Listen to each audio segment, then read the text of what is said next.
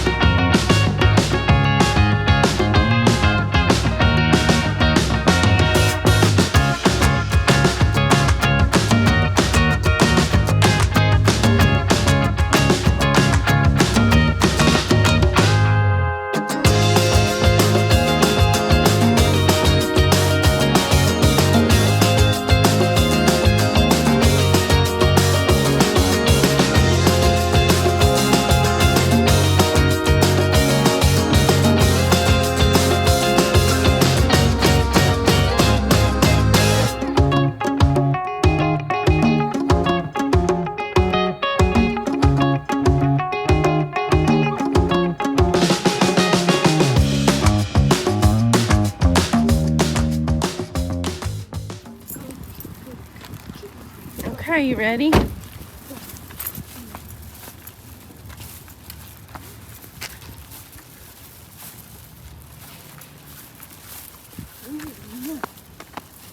Hey guys, what is up? Welcome to the vlog. So we were at my parents' house. I went for a little run this morning just because, like I stated in a previous vlog, my goal is to run a half marathon this year. So I've been working really hard on just trying to get back into running shape. You know, slow and steady kind of a thing. So now we're back at the apartment and we're gonna get ready for Tele-health ABA and just hang out here for a little bit. Hi. What's that loud noise, buddy? Somebody's doing construction work.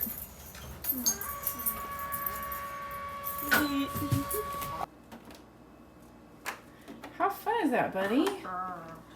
You're doing so good. Are you gonna spell something out?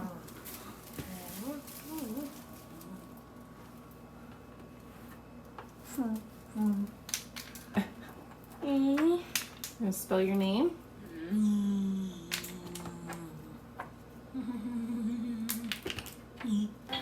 Okay, so we're just kind of getting ourselves cleaned up. I obviously took a shower, so I'm feeling much better. Kaidale is attempting to put his shoes on with a little bit of stemming going on. And we're gonna go to the park because we gotta get out of the house because a bored Kaidale is not a very good Kaidale. When he gets bored, he gets mischievous. So we're getting out, going on a walk. We're gonna go swing and hang out a little bit. You ready, Freddie? Put your shoes on, Bubba. Got you. Come on. Let's go. Put your shoes on. You need help? Kato, come here, buddy. Kato. Come here. I need to lock the door. Come here.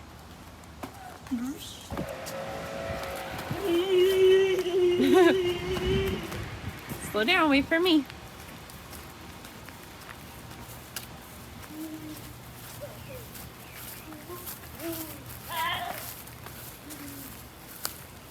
Hey, goofball. Come here. Wait for me.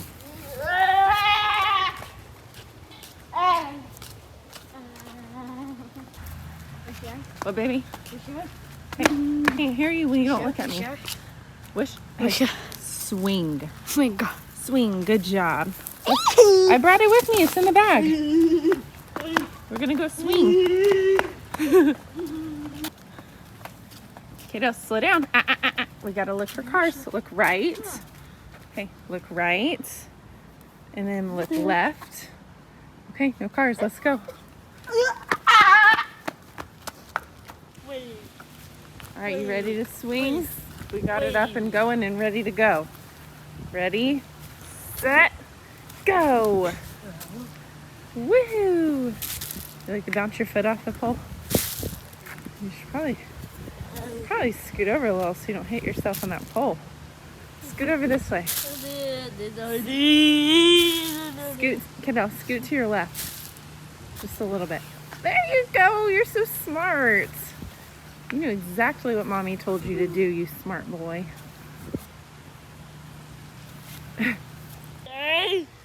You're so silly.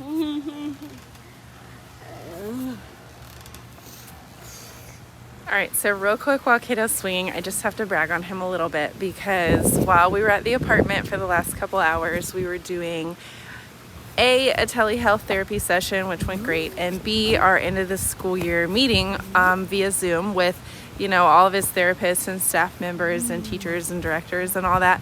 And I just have to say that over this past year, it's been amazing to see the downward trend in Kaidale's graphs and, you know, problem behaviors like his aggressions towards himself and towards other people, and you know, just the improvements he's made in all of his programs. He's mastered a ton of his skills. I could not be more proud of him. I could not be more proud of his team at his school, and I just feel like we are so blessed to be where we are and just happy and blessed, right, babe? You do have to be careful over there. That's right. That's right, be careful. Okay, Mommy stole a turn on your swing. This thing is nice. I could take a nap in this thing.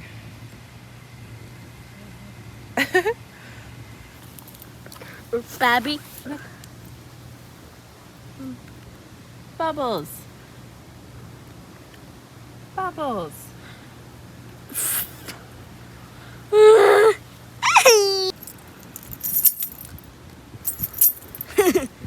Meow, meow. You want to try it? You want to try it? Meow, Babby. Oh. Babby.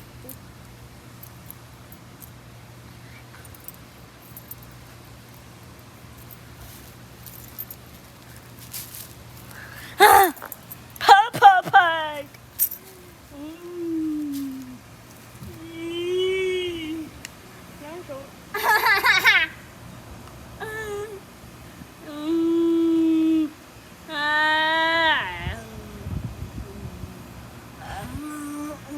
Kato, spit that out. Spit it out. Babby. Okay, so we're back to the apartment now. We had a fun time at the park, and Kaidale's just enjoying some snacks and kind of relaxing.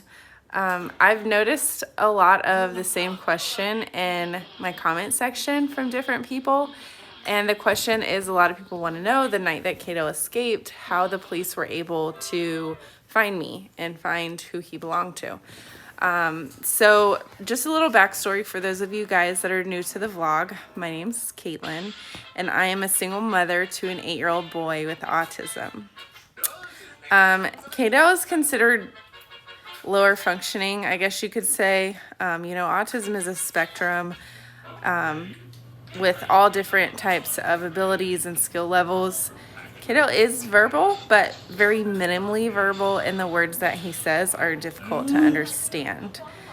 He has a tendency to kind of wander. When he gets excited, he might like bolt away from me in a store or somewhere out in public. So, you know, safety is always a big deal with Kaidale. It's always a really big concern. And we had a first-time experience of him escaping in the middle of the night, and it was an absolutely terrifying and horrific experience that I hope to never have to go through again. You know, I made a video on it. It was kind of, you know, right after it happened, like the next day, and it was very emotional, very hard to talk about, but I just felt like it was an important message and needed to be shared. So I will link the video down below. If you guys want to go check that video out, you can. I disabled the comments because it was just so emotional at that time that although 90% of my subscribers and commenters are amazing and supportive and understanding and everything, there's like 10% of haters and trolls that I just, at that time, I didn't want to deal with. So yeah, the comments are disabled, but you can still go and watch the video if you want. It'll be linked down below. But anyways, so yeah, a lot of people want to know, how did the police find or figure out who he belonged to? Because like I said, so Kaidale's minimally verbal, and the words he has are really difficult to understand. So it's not like he can tell the police that, you know, this is my mom's name, or even this is my name. It's hard for him. I mean, he knows his name, he responds to his name, but it's hard for him to, you know, pronunciate. Pronunciation is really difficult for Kaidale. It's like I understand his words because I'm with him, I'm his mom, I'm with him every day, but a lot of people don't understand his words. Anyways, so that night that he escaped, we were staying at my parents' house because it was the very beginning of, you know, the quarantine, and they were helping me babysit him because I had to work the next day, and they were gonna watch him for me. Well, he escaped out of his bedroom window at like 4 in the morning, and I was asleep the whole time. I had no idea. I didn't wake up until the police were ringing our doorbell and, you know, notified me that they had him in their custody in the police car. And so I was every emotion you could possibly feel. Shocked, terrified, distraught, overwhelmed, worried, relieved that he was with them and not, you know, somewhere bad. And then after all the initial shocking feelings, all of the feelings of just sorrow took over, and anxiety, and, you know, worrying, you know, all the what ifs. Well, what if he ran out in front of a car? He doesn't know. He doesn't understand. What if he was older than 8 years old and somebody, you know, thought he was trying to break into their house and shot him or something? All of those what ifs haunt me to this day. And to be honest with you, I don't sleep very well to this day. It's only been a couple months since it happened, but I still don't sleep well. I still wake up, you know, kind of panicking like every hour just about, honestly. Checking my phone, seeing what time it is, you know, checking on him. It's just, I think it's going to take some time for that PTSD to kind of wear off, and, you know, until I can really sleep good again. But it was just a horrible experience. What, baby? 10-9? 10-9. 8, 7, 6, 5, 4, 3, 2, 1. 10-9. You smacking. 7, 6, 5, 4, 2, 1. 3, 2, 1. Pretzel. Blast off. Pretzel. Pretzel? You want some pretzels? Okay, I'll get you some pretzels. So anyways, so since then, both my apartment and my parents' house have been very thoroughly secured, alarm systems, everything. You know, the chances of it happening again are very, very minimal, but that does not ease the anxiety of the situation and of the PTSD of not being able to sleep and stuff like that. Since then, I have contacted our local Clay County Police Department, and I have registered him in their systems. So, you know, I asked, like, what are the options? What can we do to, you know, if something like this were to ever happen again, how can we make it better next time? And so, you know, what they had me do is just basically email them a picture of Kaidale so that they can register him in their system. And, you know, with all of his like demographic information and, you know, phone numbers and address and things like that. So if it were to ever happen again, I guess they have like a database that they can pull him up and view his profile, and it won't be difficult to return him to me. And I was actually really fortunate that it was not quite as difficult, I guess, as it could have been. So here's how it happened.